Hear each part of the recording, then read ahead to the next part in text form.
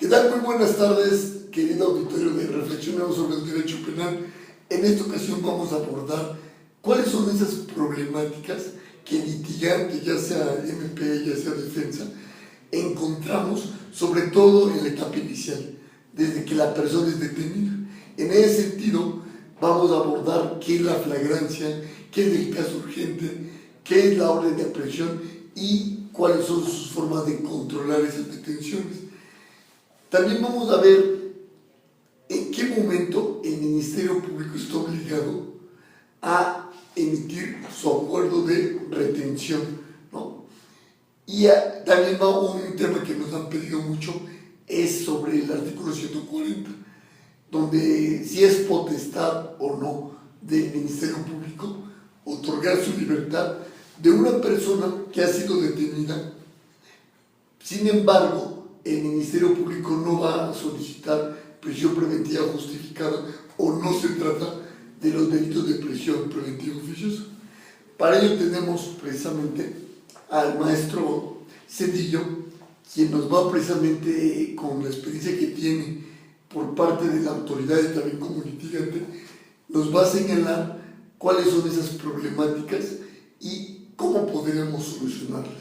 Bueno, vamos a empezar a comentar algo de cuáles son esas formas de detención.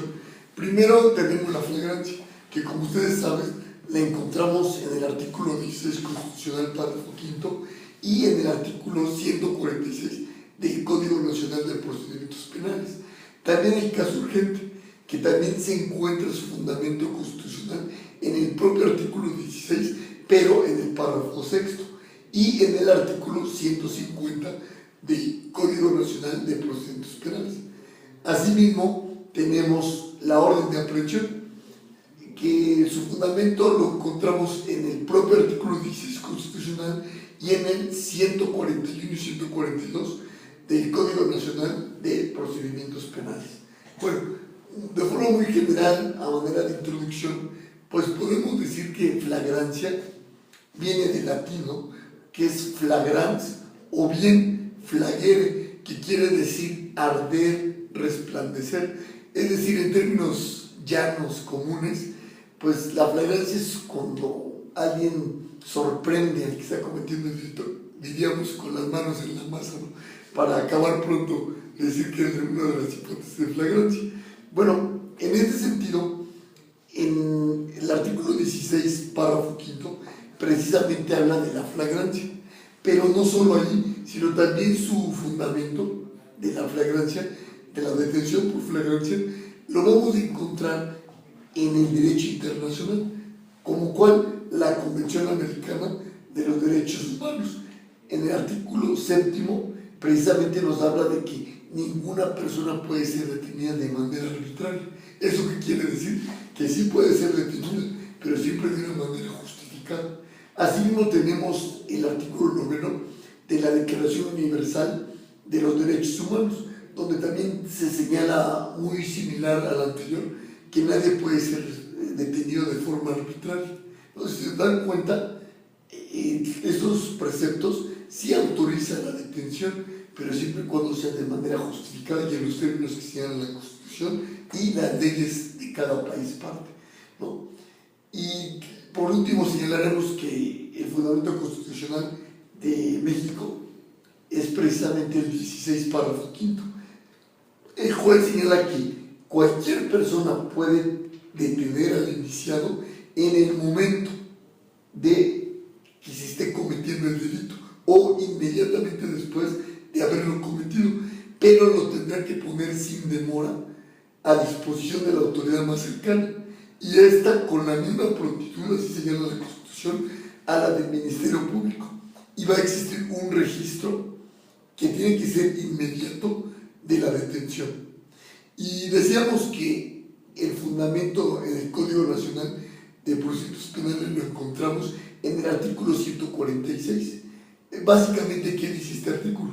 Que se entiende por flagrancia cuando la persona es detenida en el momento de estar cometiendo el delito, o bien inmediatamente después de cometerlo es detenida en virtud de que es sorprendida cometiendo el delito, pero es perseguida material e ininterrumpidamente. Y otra hipótesis es que inmediatamente después de cometerlo es detenida en virtud de que cuando la persona sea señalada, fíjese, ¿por quiénes puede ser señalada el investigado, el imputado? Por la víctima ofendido, por algún testigo presencial de los hechos o quien hubiera intervenido en ella en la comisión del delito, es decir, por un coautor, ¿no? O probable coautor. Y también cuando tenga en su poder instrumentos, objetos, productos del delito, o se cuente con información o indicios que hagan presumir fundadamente que intervino en el mismo. Y solo por último este precepto aclara que para estos defectos se considera que la persona ha sido detenida en flagrancia por señalamiento, siempre y cuando inmediatamente después de cometer el delito no se haya interrumpido su búsqueda o localización. Vamos a ver también qué quiere decir eso de la búsqueda y localización. Bueno, esto vaya de preámbulo. Ahora sí entremos a lo verdaderamente importante y preguntémosle al maestro Cedillo precisamente él como desde su perspectiva qué se debe de entender, sobre todo en la primera hipótesis, cuando la persona es detenida en el momento de estarlo cometiendo y inmediatamente después de cometerlo es también detenida en virtud de que es sorprendida cometiendo el delito, pero es perseguida material e ininterrumpidamente. En este sentido, nos interesaría mucho saber qué quiere decir o qué criterios existen o cuál es el criterio del maestro Cedillo de que se ha perseguido material e ininterrumpidamente. ¿Qué se entiende por estos dos términos? Por favor, maestro, si nos pudiera aclarar. Sí, antes que nada, muy buenas a todo nuestro auditorio. Y le agradezco a usted, doctor, esta oportunidad para participar en estas pláticas y esperando que sea fructífera nuestra participación. Bueno, por principio de cuenta, yo creo que aquí se presentan varias circunstancias, varios problemas, precisamente en la acreditación de estas figuras, que es la flagrancia y caso urgente. Y atendemos, bueno, a base de la práctica y la experiencia, que pueden darse varios supuestos, como bien usted lo ha señalado, y que precisa el artículo 146 del Código Nacional de Procedimientos Penales, con varias, además, circunstancias que tenemos que atender y que cada caso en concreto pues es distinto, ¿no? En el momento de estar cometiendo un delito, bueno, pues es muy... se advierte en casos como, por ejemplo, un robo, vamos a suponer, la persona está sustrayendo algún objeto del vehículo, ¿no? Se presenta la víctima y advierte que en el momento que está sacando algo y logra la detención, a lo mejor apoyado por terceros, apoyado por policías, y bueno, creo que no tenemos ningún problema, ¿no?, en ese sentido. En el otro supuesto, vamos a suponer que es la víctima quien está a bordo del vehículo y es desapoderada de algún objeto y una vez con el poder de las cosas, a lo mejor lleva algún arma de fuego, algún instrumento punzocortante, y el cometido será la fuga corriendo a ciertas calles, ¿no? En este caso, por ejemplo, se presenta policía, informa rápidamente la víctima que aconteció el hecho y se da la tarea de la persecución, ¿no?, a señalamiento de él, o a lo mejor logran visualizar cuando va corriendo la persona, ¿no? Hay ese señalamiento, no hay una, digamos, interrumpidamente se le busca. ¿Por qué? Porque ya hay datos, ya hay información, y además logran ver, o bien no, pero también logran pues ubicar el área donde corre, hay una persecución, digamos, pie a tierra, un ejemplo, o bien a bordo de la patrulla, hasta que lo logran ubicar, no sé, 2, 3 calles adelante, y le encuentran el poder, el objeto del apoderamiento, y además el instrumento con el que cometió el delito, ¿no? Creo que ahí no tengo mayor problema. En el otro supuesto vamos a señalamiento de la víctima, de la comisión de un delito, da aportes, por ejemplo, a los policías de media afiliación, o bien de las ropas, o bien si por ejemplo el imputado o imputada se dieron la fuga en algún vehículo, ya sea un automotor, que puede ser un vehículo, un automóvil, o bien una motocicleta, y por ejemplo hay una visualización también, si por ejemplo lo hizo a través de las cámaras que ofrecen el servicio a manera inmediata, creo que se llaman, ¿sí? Cámaras de pánico, no más recuerdo, no. Y logra la ubicación, ¿no?, de la persona. Logra la ubicación, y a través de las cámaras se da el trayecto que siguen, ¿sí? Sí, a través de las cámaras sobre todo son de la Secretaría de Seguridad Ciudadana, que se le va dando ese seguimiento, ya de C5, C2, un ejemplo, y el trayecto que siguen a través precisamente del monitorista, y que inclusive también aportan esa información a elementos pie a tierra, y llegan, por ejemplo, hasta les va dando el trayecto, les van informando hasta que logran localizarlos, y eso se lleva a cabo la detención de la persona, ¿sí? Entonces hay un señalamiento directo de la víctima, da información, los elementos de un elemento de la policía a través de las cámaras logra visualizar, y además informa al resto de policías pie a tierra, que logran la ubicación y la detención de la persona, ¿no? Pero como todo, pues siempre habrá problemáticas que se presentan. Un ejemplo muy concreto es por ejemplo, cuando ya se detuvo a la persona. Sin embargo, vamos a suponer que derivado de esa detención o previo a los hechos, el imputado sufrió alguna lesión, no sé, con motivo del acto que realizó o otra circunstancia, y no lo presentan de manera inmediata, ¿no?, al Ministerio Público, sino que es trasladado a algún hospital. Bueno, pues ahí diríamos que tampoco no podríamos alegar una demora, ¿no?, para supuesta disposición del Ministerio Público. ¿Por qué? Porque esa circunstancia hace advertir que, bueno, resulta más primordial salvar en ese momento la vida, y que se le dé la atención médica para después su inmediata disposición al Ministerio Público.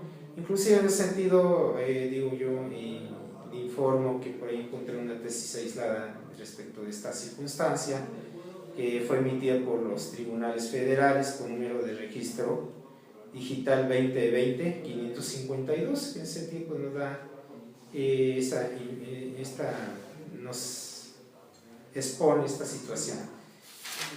Por otro lado, pues sí, también hay otros problemas que se presentan, ¿no? Suponer que el aseguramiento del imputado fue por terceros, que en muchas de las ocasiones, y por la circunstancia grave de seguridad que actualmente se vive,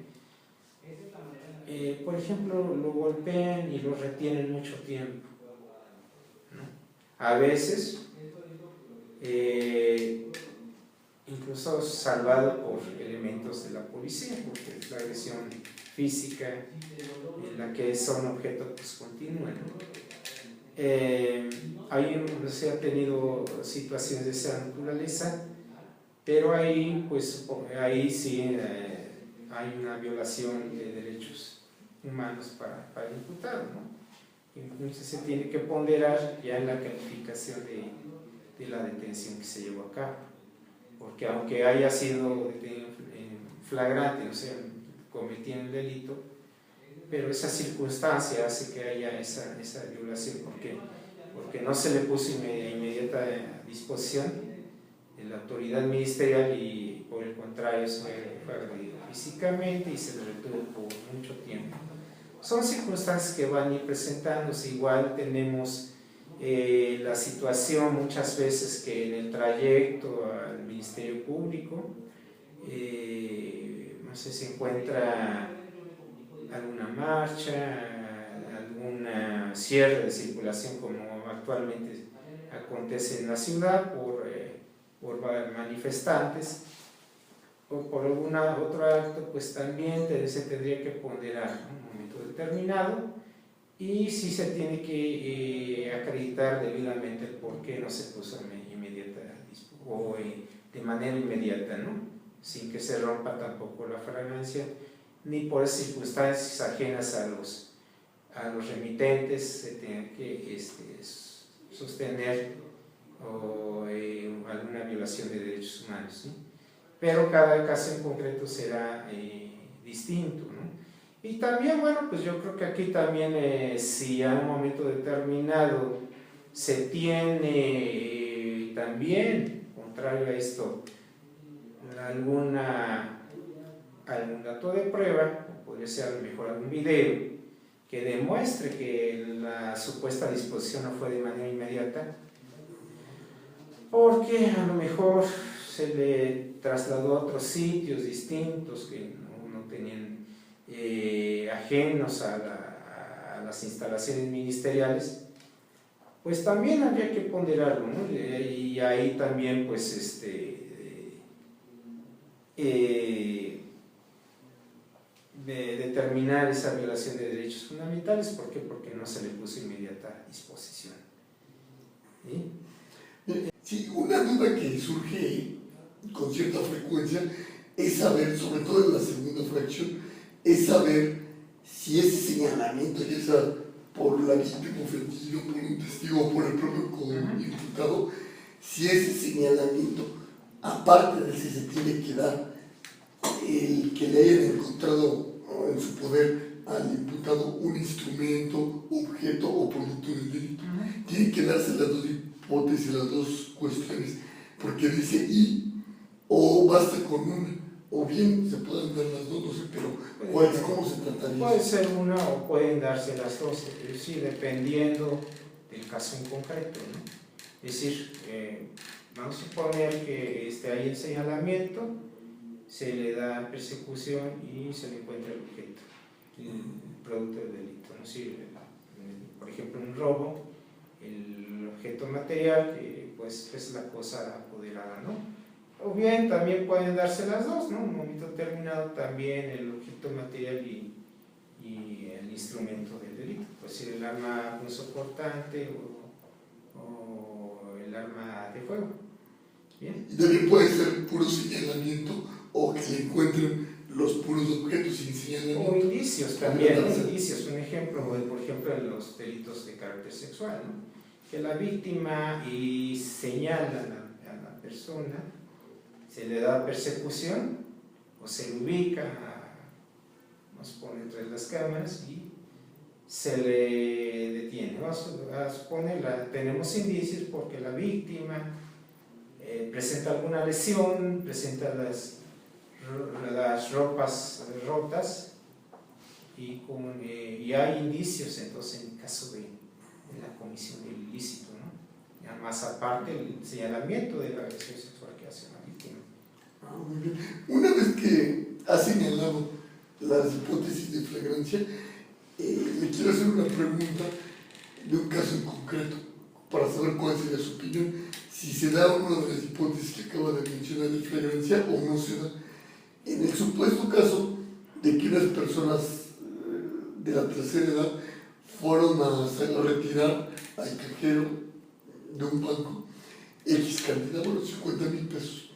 Y como es un hecho real, por eso no digo que el banco, fueron a retirar 50,000 pesos. Resulta que ya salen de la institución bancaria, toman su auto, se dirigen a su casa y una cuadra antes de llegar a su casa son interceptados por algunos sujetos. ¿De qué forma?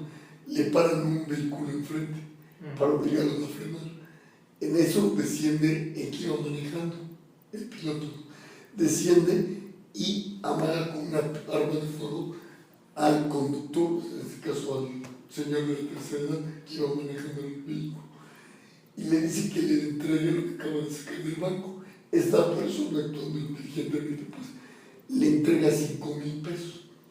Sin embargo, el probable responsable le dice: no te hagas tonto, con otras palabras, dice: entrégame los 50,000 pesos que acabas de sacar. O sea, ¿qué quiere decir? Que él sabía que acaba de sacar 50,000 pesos en efectivo, y eso era verdad. Por lo tanto, él no le queda otro remedio que entregárselos. Esta persona se vuelve a subir a su vehículo y avanza. Las víctimas ofendidas no saben qué hacer. Entonces, en eso, como que tibiamente le quieren dar persecución al vehículo donde veían los probables responsables. En ese momento, un tercero se atraviesa su carro simulando que lo habían golpeado. Esas personas, los ofendidos, se ponen nerviosos, se bajan: ¿qué le pasó? Entonces le preguntan: no, nada, pero tengo un golpe. Bueno, fueron 3-4 minutos en lo que los distraen para que ya no persiguieran a sus probables cómplices.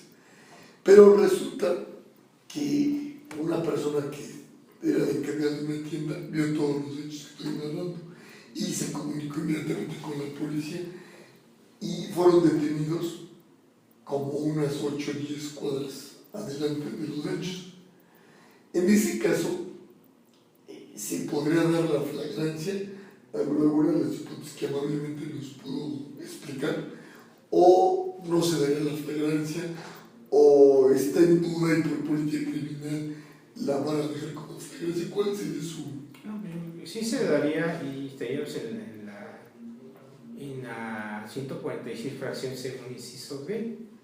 Es decir, hay un señalamiento de la comisión del delito por parte de un testigo de los hechos, ¿sí? Se logra, a partir de la información que él da, la ubicación, ¿no?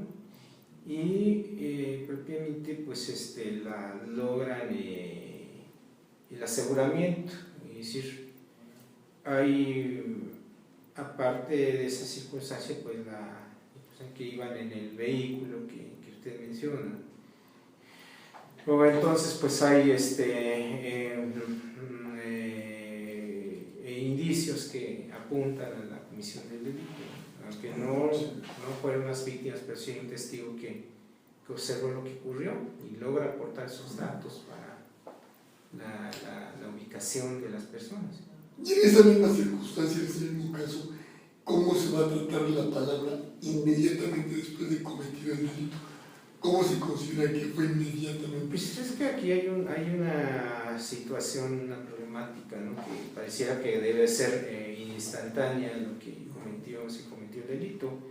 Sin embargo, hay que ponderar también cada caso concreto, porque como usted bien lo asienta, doctor, pues habrá situaciones que van a ser distintas de un asunto a otro. Es decir,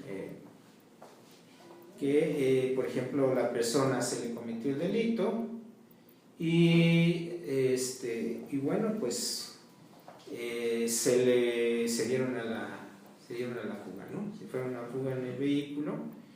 En un vehículo, una motocicleta es un ejemplo, y y hasta posteriormente que él a través del botón de pánico logra el auxilio de la policía, no sé, paran 2, 3 minutos. No se rompe inmediatamente. No, porque ahí está la espera, ahí está el pendiente, ¿no? Informa y inmediatamente, informan los policías, inmediatamente estos se abocan, ya sea a través de apoyo de otras unidades o bien a través de las cámaras que ya es común en la ciudad, la ubicación, ¿no? Entonces son circunstancias que puedo decir, inmediatez es que más bien los actos que se tiendan a realizar para la ubicación y localización de, en este caso, de los imputados, de los sujetos activos, ¿no? Es decir, no sería lo mismo que, por ejemplo, la víctima a lo mejor pasara de 4 o 5 horas y después pidiera el apoyo, o bien que al día siguiente, ¿no?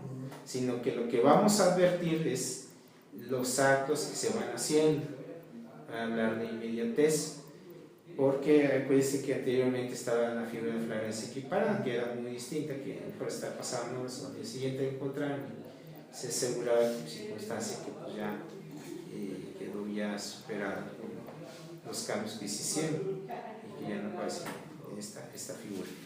Comentando precisamente de las formas legales de detención, una segunda forma legal que todavía está prevista en la Constitución y en el Código Nacional ya lo referíamos, es el caso urgente. Actualmente, ¿por qué ya no llegan prácticamente asuntos de caso urgente como forma de detención de las personas? ¿Ordenado por el MP? Bueno, porque actualmente pues existen jueces de control que atienden precisamente las solicitudes de orden de aprehensión. Digamos que casi las 24 horas se puede tener esa posibilidad del Ministerio Público de hacer su solicitud. Hay que recordar que una de las cuestiones es que se trata de delitos que merecen prisión preventiva oficiosa o bien de delitos de carácter grave, que así nos marca el Código Nacional de Procedimientos Penales para esta figura, y aunado el riesgo de que puedan sustraerse de la acción de la justicia y que por razón de la hora no puedan acudir ante la autoridad judicial. Entonces esta circunstancia de ya contar con esta herramienta, estos elementos, hace que pues el Ministerio Público haga su solicitud de manera rápida y puedan llevar a cabo el aseguramiento de la persona. Ciertamente, pues en el tiempo que me correspondió ver este tipo de situación, de situaciones, probablemente fue un asunto únicamente que me tocó ver en un secuestro y precisamente había riesgo precisamente de que se sustraiga de la acción de la justicia la persona, pero fue algo, digamos, que no les daba quizás el tiempo suficiente entre la solicitud de orden de aprehensión y el cumplimiento de la misma. Quizás fue el único que me tocó ver, porque en general ya se manejan así, haciendo una solicitud de orden de aprehensión por parte del Ministerio Público. Muchas gracias. Y por último, en cuanto a las formas de detención en este procedimiento, el orden de aprehensión. El orden de aprehensión pues, es una tercera forma de detención. Sin embargo, aquí, como bien sabemos, no hay como tal un control de la detención porque ya está emitida la orden por un juez. Sin embargo, sí podemos generar una audiencia para verificar la ejecución del orden de aprehensión. En este caso, ¿ante quién se hace? ¿En qué momento se hace? En este caso hay que recordar que la orden de aprehensión la libra un juez de control, la solicitud del Ministerio Público, y se genera una audiencia en la que únicamente interviene el Ministerio Público y el juez, ¿sí? Libra, entonces en este caso el juez, la orden de aprehensión, Y una vez ya que está librada y se da el cumplimiento, se detiene a la persona, entonces se genera la audiencia de cumplimiento de orden de aprehensión, que en la cual, aparte de que verifique inicialmente el juez que ese cumplimiento haya sido conforme a derecho, y inmediatamente después sigue con la formulación de imputación, es decir, la audiencia inicial, el derecho que tienen también a declarar el imputado, las medidas cautelares si se resuelve dentro del término legal, o bien se amplía el término constitucional, o bien la vinculación al proceso, y culmina con la investigación de las medidas cautelares después y después la investigación complementaria, ¿no? Entonces, el momento en que se debe hacer esa ejecución del orden de aprehensión es en la audiencia inicial. Así es, en esa audiencia en donde ya van a informar el cumplimiento de la orden de aprehensión, y como consecuencia se tiene que citar al Ministerio Público, asesor jurídico, y luego tiene que estar presente el imputado con su defensor. Entonces ahí ya, entre otras cosas, hay que recordar que entre otros requisitos es que se ponga de inmediata disposición del juez el imputado, y que además se establezca debidamente lugar, día y hora de su detención y se le dé una copia al imputado, ¿no? Entonces son circunstancias que tiene que, en este caso, la defensa advertir debidamente para, en su caso, hacer saber si fue o no, si se hizo o no conforme a derecho esa orden de aprehensión. ¿En qué momento yo voy a ofrecer mis datos de prueba para poder demostrar que la persona fue aprehendida de forma ilegal? Sí, pues tendría que ser en ese momento. Es decir,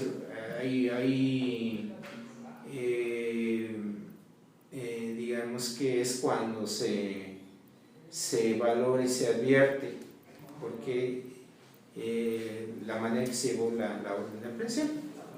¿Sí? El Ministerio Público probablemente diga que fue conforme a derecho, y bueno, la defensa podría alegar otra cosa. ¿Y yo poder pedir un receso para hacer el conocimiento del Ministerio Público? Podría ser, por ejemplo, tendríamos que hacer un receso, porque puede ser que también como es una se tiene que generar debate, bueno, pues tiene que observarse igual con la asesoría jurídica la manera en que se llevó a cabo la detención. Vamos a suponer que no lo hicieron de manera inmediata, que lo trasladaron a varios lugares, lo vieron dando vueltas, y hasta después lo trasladan a las instalaciones y donde tiene que ser puesto a disposición del juez que libró la orden de aprehensión. Podría ser un ejemplo, ¿no? Que tengan su video, y precisamente a partir de esa, que es importante, pues sí se tendría que pedir ese receso para que se le corra traslado a las otras dos partes. Aquí lo importante es que también la defensa tenga bien precisado de los momentos y lo que le interesa precisamente de ese video, para hacer ágil la diligencia, y en consecuencia se pueda hacer un buen debate, una buena argumentación. Muchas gracias. Bueno, pasando al siguiente punto, ya abordamos, ya nos hizo favor de explicarnos las formas de detención. Sin embargo, cuando ya están con el Ministerio Público, está el policía, por ejemplo, de investigación, ya está con el MP y lo presenta, en ese momento surge la figura del acuerdo de retención. ¿En qué momento el MP tiene que dictarla y cómo es que la dicta? ¿Qué es lo que dicen esas? Es que aquí tenemos que tomar muy en cuenta que ese acuerdo de retención pues tiene que ser casi de manera inmediata. ¿Por qué? Porque el hecho de que poner a disposición una persona, tienes que ver la situación jurídica de esta persona. Si los hechos que les dan conocimiento al Ministerio Público no son delictivos, pues no puede tenerlo o retenerlo en sus instalaciones. ¿Por qué? Porque no hay delito, ¿no?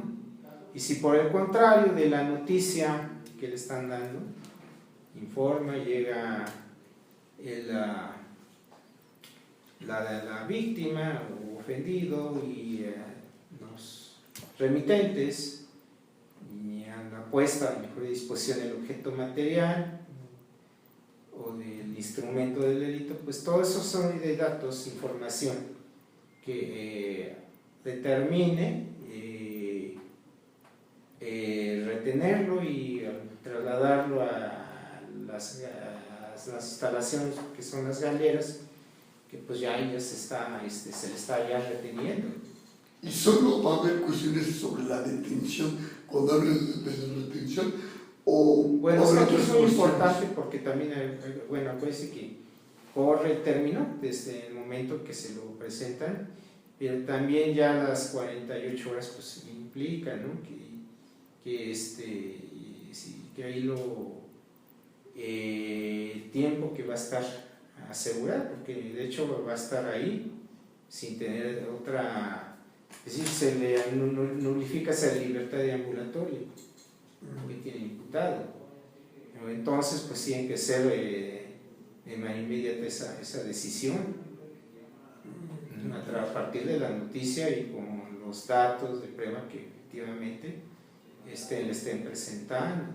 Entonces podríamos decir que inmediatamente tiene que ser el acuerdo de retención el Ministerio Público. Sí, bueno, realmente aquí, ¿qué es lo que pasa en la práctica? ¿No? En la práctica puede que también van recabando información, vamos a suponer los remitentes y que ponen a disposición el cuchillo, que ponen a disposición, no sé, vamos a suponer, si fue un robo, pusieron a disposición el dinero, y lo que dijo la víctima, ¿no? Y inmediatamente lo hace. Pero de antemano ya está retenido porque ya está en las galeras, ¿no? Y con ciertos también requisitos que también establezcan para que en el tiempo que esté ahí en detención la persona. Muy bien. Bueno, muchas gracias, maestro. Otro tema también polémico es el famoso, el que está previsto en el 140 del Código Nacional de Procedimientos Penales. ¿Por qué? Ahí da una potestad, ya nos dirá usted si es una potestad o es una obligación, al Ministerio Público de otorgarle su libertad a unas personas que han sido presentadas, ¿no? Que han sido detenidas. Sin embargo, lo condiciona, siempre y cuando no se trate de un delito de prisión preventiva oficiosa, o bien que el Ministerio Público, en la audiencia inicial, no vaya a solicitar prisión preventiva justificada. En la práctica sí nos enfrentamos a muchos problemas, ¿no? Incluso, ¿por qué no decirlo?, de corrupción, porque muchas veces tiene derecho a obtener su libertad en ese momento y se complica. ¿Qué nos podría decir usted en la práctica cómo se da eso, o cómo podría evitarse al máximo que no fuera discrecional del Ministerio Público, sino que simplemente, si no se trata de un delito de prisión preventiva oficiosa, no va a pedir una prisión preventiva justificada y cumple con los requisitos que sigue el propio código? Yo creo que aquí lo importante es también, en caso de si se trata de la defensa, que esté muy al pendiente de esta situación, es decir, si hay esa posibilidad de que el imputado pueda estar en libertad y se continúe con la investigación, pues bueno, aquí que acredite debidamente que cuenta con un domicilio fijo, un lugar de trabajo, y bueno, y dependiendo del asunto en concreto, ¿no? Si, por ejemplo, se advierte que no hay riesgo para la víctima, entonces no habría problema alguno. Generalmente, a veces cuando se elabora el modus vivendi, es cuando se asientan datos del domicilio fijo y lugar de trabajo. Pero entonces hay que estar muy al pendiente para, como bien usted dice, no dar pauta que se diga que se va a pedir la prisión preventiva justificada ya ante el juez de control, y puedan tener esa posibilidad, que muchas veces, como usted bien lo dice, varios asuntos son objeto a lo mejor de corrupción, otro tipo de situaciones, y finalmente llegan ante el juez de control y al final de todos modos se les fija una medida cautelar distinta a la prisión preventiva, ¿no? Sí. Pero no, y sin necesidad de que lleguen, pero de todos modos hay que hacer la labor para que también aportando esos datos que son importantes, como es alguna constancia de su domicilio, puede ser algún recibo de, no sé, de teléfono, o algún otro servicio, o bien otro tipo, o alguna testimonial que nos diga que ahí vive, ¿no? Porque luego muchas veces en el informe de modus vivendi dice que se entrevistaron con la policía de investigación con tal persona y dijeron que pues, ahí vive, ¿no? O bien pueden resaltar que también no tiene domicilio, que acudieron y no encontraron a nadie, ¿no? Pero son circunstancias que tiene uno que se tiene que ir atendiendo también. Y es cierto que hay esa posibilidad, pero no dar pauta a que se le cierre la posibilidad de que esté en libertad durante el trámite de la investigación. Ya lo vieron, querido auditorio, como que el maestro Cedillo nos recomienda precisamente que hay que promover en el 140 y sobre todo acreditar que tenemos desarraigo domiciliario y de esa forma vamos a ir cercando, no algo en contra del Ministerio Público, sino para que se vaya respetando la ley, porque si también nosotros no promovemos eso como defensa, pues el Ministerio Público no sabe, ¿no?, si se puede evadir o no de la justicia. Por eso es muy importante que se promueva y se dé ese documento. Sí, nada más aquí agregaría que sí hay que tomar muy en cuenta el asunto en concreto, ¿no? Si, por ejemplo, sucedió se advierte, por ejemplo, algún riesgo para la víctima mínima, aunque sea, ¿no?, que porque lo amenazó, que porque o bien puede ser que sí lo haya. Entonces ahí sí, definitivamente no va a ser sí habría entonces esa posibilidad de que se pida la prisión preventiva justificada, pero depende del asunto en concreto, ¿no?, para en este caso hacer esa solicitud, que se aplique el artículo 140 del Código Nacional de Procedimientos Penales. Muy bien. Maestro, una pregunta. Ya estando ya en la audiencia inicial, cuando estamos en la primera etapa con detenido, sí me gustaría saber su opinión, porque también nos preguntan mucho, ¿qué es lo que pasa cuando el Ministerio Público, a lo mejor sí lo detuvo en flagrancia, y está correcto, pero está pidiendo otra hipótesis? Aquí están las vertientes de que el MP es un órgano técnico y debe ser exacto, pero también está la vertiente de que el juez puede reclasificar y con los hechos señalar otra hipótesis de la diferente a la del MP, donde sí se advierta que estuvo bien detenido y por lo tanto va a decretar delegada de detención. ¿Qué opina usted al respecto? Bueno, es que aquí hay pasan situaciones, como usted acaba de sentar, muy diversas, ¿no? Entre otras que algún juez diga, pues como no estás fijando debidamente la hipótesis, decrete tu libertad, ¿no?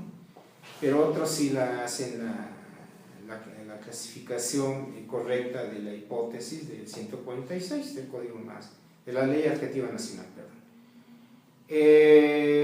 Pues es un tema también un poco complejo. Muchos te alegan porque se generaría mucha impunidad a virtud de esa situación que se dejara en libertad a la persona, y otros pues que son más de aplicar precisamente debidamente la ley y bueno, no dejarlos. Yo creo que aquí es un tema un poco complejo, yo le diría a usted, pero quizás alguien diría, por el asunto, pues sí, es correcto, ¿no? Mejor tenemos un asunto muy delicado, ¿no? Y no se está haciendo la debida, no se está pisando la hipótesis correcta. Y alguien dirá que no, pero yo creo que acá es un tanto de también de estar al pendiente de los derechos fundamentales y humanos de las partes. Y yo creo que acá, digo, no, es pues también ser, yo creo que como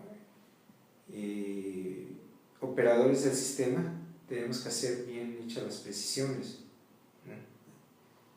Y eso es lo que a veces perdemos de vista, ¿no? Sí, mire, me quise adelantar un poco, aunque el tema es en la investigación, sobre todo con el MP, me quise adelantar porque va íntimamente ligado con la privación de la libertad, lo que es muy importante. Pero regresando a los problemas que más se dan en la integración de la etapa inicial, de la investigación inicial, yo quiero preguntar cómo opera cuando el Ministerio Público no quiere realizar un acto de investigación, por ejemplo, que le está pidiendo incluso el propio asesor jurídico de la víctima, pero no lo quiere desahogar. ¿Qué podríamos hacer en ese caso cuando a nosotros nos interesa mucho que se desahogue un acto de investigación por parte del Ministerio Público y se niega? Bueno, aquí la propia ley, repente la Ley Ejecutiva Nacional, artículo 58, le da las posibilidades de impugnar esas omisiones ministeriales, ¿no? Hay criterios que, bueno, no, diversos, nos queda claro que no nada más son respecto a las determinaciones que se dan respecto a una investigación, como la abstención de investigar, el archivo temporal, la aplicación de criterio de oportunidad o el no ejercicio de la acción penal, que pareciera que nada más en este caso la víctima o ofendido pueden recurrir a través de esta disposición, ¿no?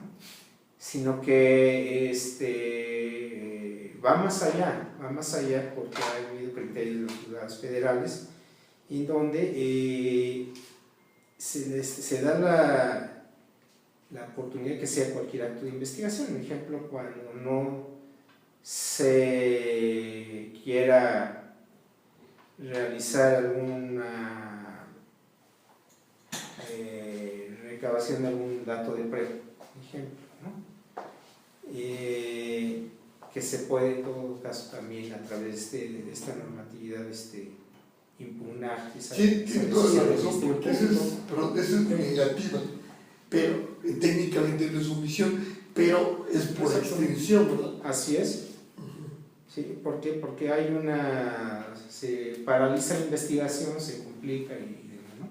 Inclusive si se da cuenta nada más esta disposición es para víctima ofendida.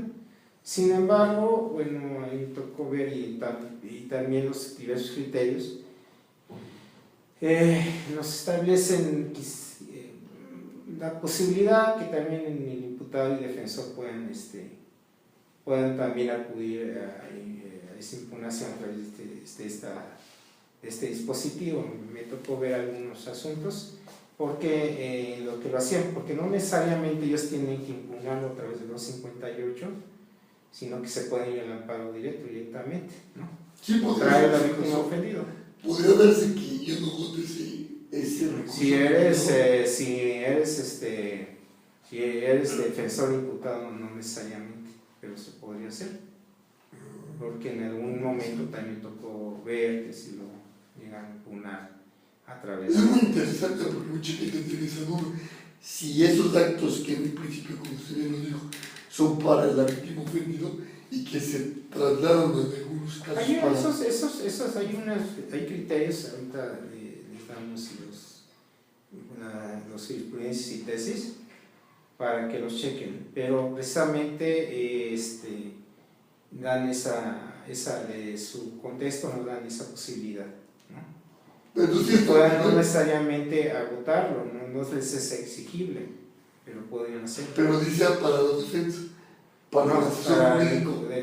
La defensa y el imputado. Y el asesor jurídico. Y el asesor jurídico, pues podríamos decir que entraría con la víctima Por ofendido. en ese caso sí se tendría que agotar forzosamente o podría irse al amparo. Bueno, de ahí al contrario sí se dice que tienen que agotarlo y ya después el amparo. Y no es una desigualdad procesal. Así es. No hay una desigualdad procesal en ese caso. Pues es que yo creo que aquí depende de la eficacia, ¿no?, que tengamos, ¿no? No podría yo decirle que a lo mejor con el amparo realmente le sea efectivo también al imputado y defensor, ¿no?, o que se cumpla con su pretensión. Ahora bien, o que también si agotan primero el otro no tenga eficacia, ¿no? ¿Por qué? Porque puede ser que se atienda también favorablemente a su solicitud y alguien en contra diría que tiene más armas la víctima o ofendido en poder acudir primeramente a este recurso y posteriormente al amparo. Depende bajo qué óptica lo veamos, ¿no? Pues muchas gracias. Sí. Y bueno, no sé si usted quisiera agregar algún punto. Nada más quisiera agregar estas jurisprudencias y tesis para que en todo caso nuestros amigos las puedan checar. Es la 20-21-064, cuyo rubro nos dice: medio de impugnación previsto en el artículo 258 del Código Nacional de Procedimientos Penales, cuando el acto reclamado consta en las determinaciones ministeriales que señala o en omisiones del Ministerio Público en la etapa de investigación en el sistema procesal acusatorio y rural. El imputado o quien se ostente con tal carácter no está obligado a agotar los recursos previo a promover el juicio de amparo indirecto. ¿Sí? Y la tesis aislada con número de registro 2020-422, recurso innominado previsto en el artículo 258 del Código Nacional de Procedimientos Penales, procede contra cualquier omisión del Ministerio Público en la etapa de investigación del sistema penal acusatorio, incluso tratándose de los que no tengan como efecto paralizar la investigación, que es lo que yo le decía. Que se entraría aquí cuando, por ejemplo, no se te admite algún dato de prueba o se niegue pues a recabarlo o a su desahogo, ¿no? Y nada, creo hay que tener cuidado, como son tesis aisladas, los puede tocar. Sí, pudiese ser, pero muchas veces yo creo que no hay situación que no se intente hacerlo, ¿no? Aparte que, bueno, bajo la experiencia que ya tuve, pues sí se atendían esas solicitudes. Probablemente, a lo mejor bajo un criterio, a lo mejor otro juzgado dirá que no, pero no hay peor que situación que no se haga. Aunque, bueno, se podría recomendar que mientras no sea una jurisprudencia, se acuda al recurso innominado, ¿no?, para efecto de impugnación, para no dejar en estado de indefensión a nuestro cliente. No sé. Pues muchas gracias. No sé si quisiera agregar alguna otra problemática que se ve en la etapa inicial de investigación. Bueno, por lo mientras, pues creo que con lo que dimos es suficiente. Ya en su momento, pues abundaremos más temas y daremos mayor información, y esperando que sea de utilidad para nuestros amigos que nos ven.